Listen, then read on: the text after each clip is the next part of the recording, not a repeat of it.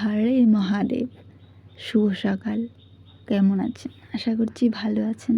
আজ শ্রাবণের তৃতীয় সোমবার।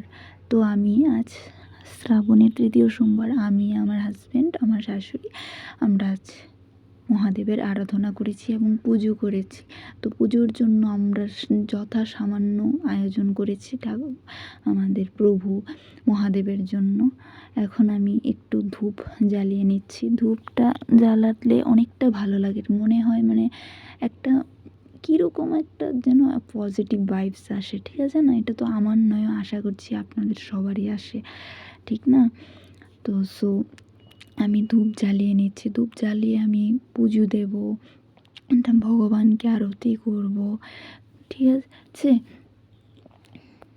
এই যে আমার ঘরের ছোট্ট মহাদেব, তো মহাদেবের এই লিঙ্গকে আমরা আজকের দিনে পুজো করছি।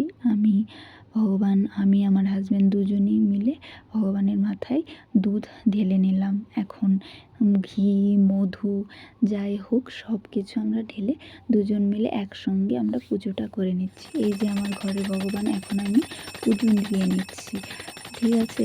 তো আপনারাও দেখে নিন আমার ঘরের ঠাকুরকে, আমার ঘরের ভগবানকে।